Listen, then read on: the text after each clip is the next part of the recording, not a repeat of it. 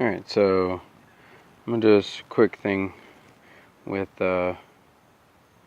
replacing this with a GSXR shock for the Ninja 300. I've kind of gone through and already loosened everything up except for this bolt here. But so pretty much this is what I'll be including in the kits.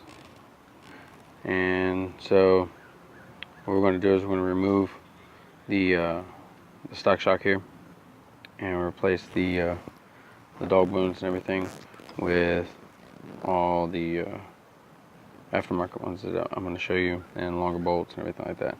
So first thing you're going to do is you're going to take off the chain guard, because that's going to be in the way. So let's pause this and I'll do that real quick. I'll come back. Okay, so there's two outside bolts here on the chain guard. Here.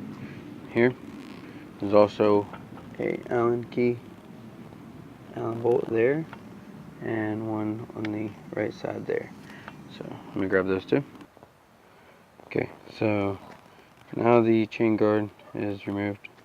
You see, you can opt to not put that back together or not put it back on, or you can put it back on. Doesn't really matter, I don't think. But alright, so this is what we're looking at now. I tend to do this now. You can wait until you have a little bit more room if you're able to suspend the bike or whatnot. But so we need to make room for the new shock, because the new shock has this reservoir on it. Okay, so that's going to sit there, and unfortunately there's not quite enough clearance. So what you have to do is you're going to cut right on the other side of this flap here. There's this little flap sticks down. You're going to cut on the back side of it. You're going to cut all the way to the side and down. And you don't necessarily have to cut to the side, but I just think it makes it easier to get it. And then you're going to do it on both sides. You're going to cut all the way to the side and down towards the front. Now, there is like a little flap that goes up on the inside of here. So, and once I get the edges cut, I'll show you what I'm talking about. Okay, so I've made the cut, and I just use an angle grinder. And you just kind of get it right up in there. You can do that with the stock shock on there. It'll get right in there. You just go right along the edge of that, and then go right along the edge here, and right along the edge on the other side. Be careful, because the brake line, the stock brake line, is like right there, so you don't want to watch it. Now, if you look inside when you're doing this, there is a little flap right there. You see it? It goes straight up. So just cutting the edge of the bottom won't get it. Now you can take a pair of snips or something and cut that, or you can just kind of wiggle it and it'll eventually break free. Or you can take the grinder and get up in there and cut it out, twist it off. It don't matter. It eventually just busts free. So I mean, it's not really this little flap that's up there. I mean, it's not hard. But anyway, so as you see, if you cut right there, you don't have any chance of hitting the airbox. That's why I don't go in the middle, because I don't want to hit the airbox. It's very close to the bottom of it, so if you go too far through, you hit the airbox. But and see, on this side of it here, you can kind of go straight down. This time I went straight up, but you can, if you see it from the other side, you can kind of cut straight across at this little angle and take this little flap off right there, and you don't have the chance hitting the airbox at all the way around. So it clears the airbox everywhere. So, all right. So now that's out of the way. I've already went through and loosened up everything and whatnot. So for like the top shock, you're gonna take the little keepers out right here in the frame. There's like a little cover like this.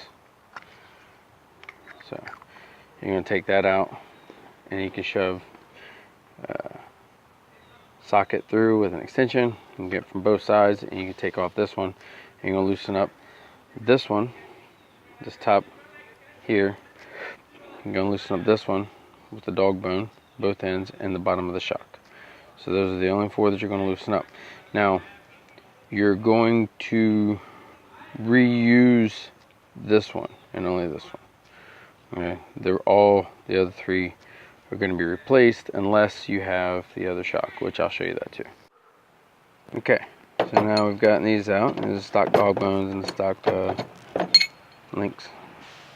The stock bolts. They won't fit anymore. The other bolts that we get are slightly longer. because we're going to need to space out to go around the spring. Alright, so once you get it out, it's easiest just to pull it out of the bottom, kind of like that. And so this is what you're left with here. Now be careful, because you got these little O-rings that are in these bushings. So you don't want to lose these little O-rings. So be sure that they don't fall out. Just put them all back in there. Alright, so this is what you should have left. Your little knuckle here. Then your dog bones will go here, and your shock goes here.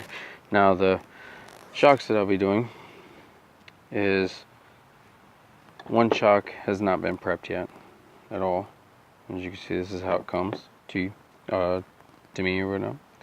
See, and it has this hole here, and so this hole has to be widened like this, and then the inside has to be widened in order for the clevis here to fit over the 300 knuckle. Okay, so the other thing, and here's the final part in here, or one of the other parts in here, not final. You see the difference in the size of the top of the shock. This one's been drilled out. I drilled this one before I had the special bushings made. This one is how it comes stock. It's very, very thin wall here. I mean, yeah, you can still use it, but and I've ridden on one and it's fine. But if you don't get that drill bit straight through, then there's really no room for error. If you deviate from that at all, you're going through it into the rubber.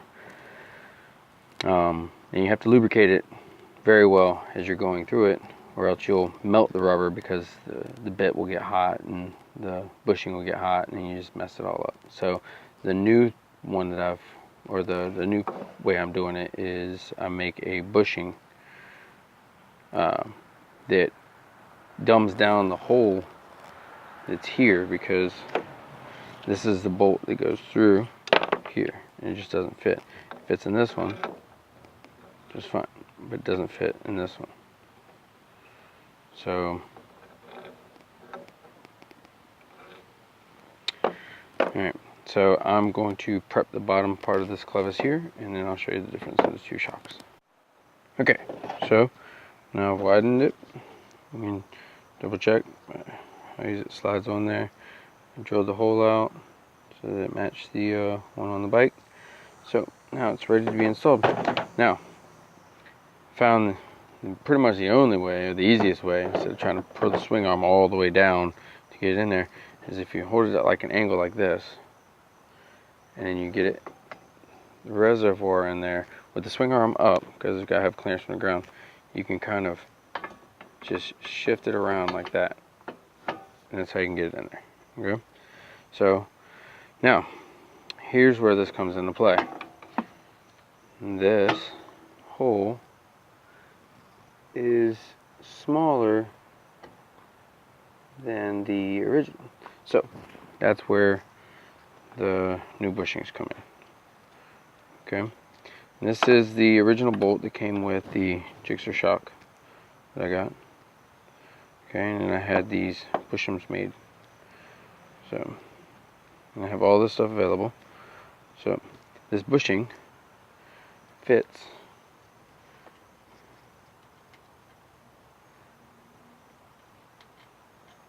in that hole. Okay, fits right in there.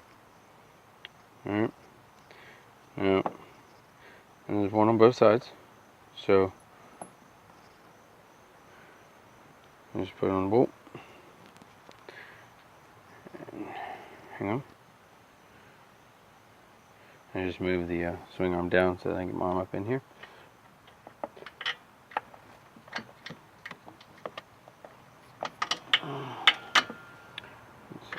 Just kind of work it in there.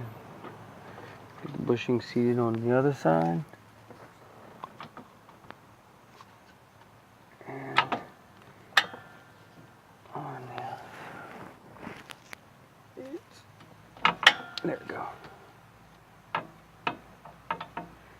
kind of hard to do one-handed and hold this.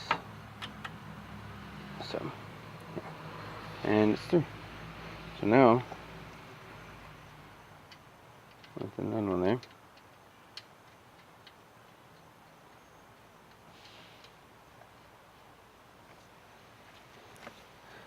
The shock is mounted like it's supposed to be. Doesn't have movement. It moves on the bushing like it's supposed to, but it doesn't move up and down because that prevents you from having to drill out the top like this. Now, I have these two, and you just use the original bolt that came with the came in the 300. You can put that in there, and then you just put the shock in there and just slide the bolt through. It's easy.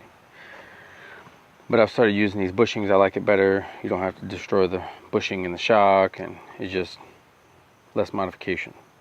So, alright, so now this shock lines up. It's supposed to. The shock is in there. Slide that the original bolt back through.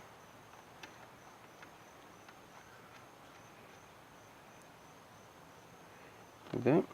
Yeah, I mean, you're gonna tighten it down. And I always wait until everything's in place before I tighten everything. But so now the shock's in there. Now all I have to do is put the dog bones in, which is what we do now. Now this is where the dog bones come in. Okay. So now I have these spacers that I've made. You need 4 of those. Okay. And the longer bolts.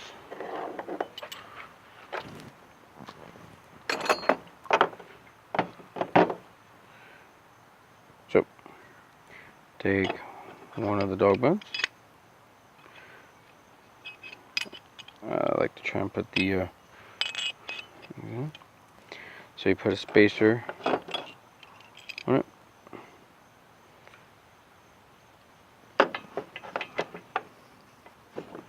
Let me slide that in there and then I'll come back. Alright, so here we are. Put the jigsaw shock in. And I put spacers in there between things. Now I haven't tightened these down yet because I'm going to do a couple different things here. But you need the spacers to clear the shock, because this shock is much thicker than the Kawasaki shock. Yeah. So you have to space it out so that the dog bones miss the spring on both sides. So that's why I have these little spacers in here on the ends here. So I said it's not tightened down or nothing, but here's the rough estimate.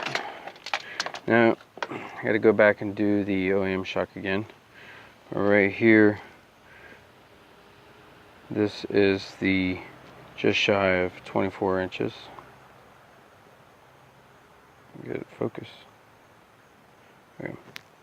Just shy of 24 inches from the top of the tail. Alright. Now that's with the OEM dog bones. Have these shorter ones here.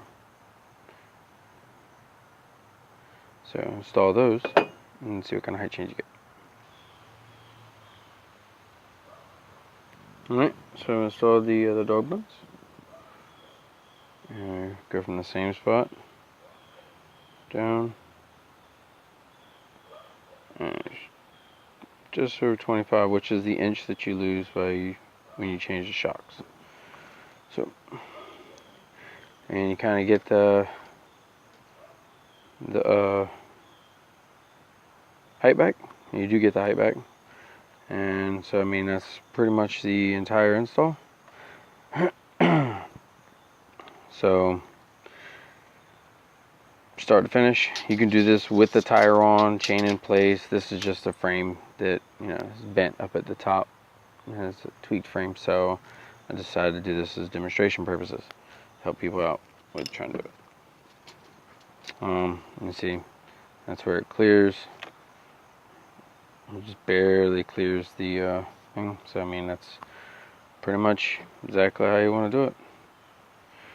And she's done. Go have fun.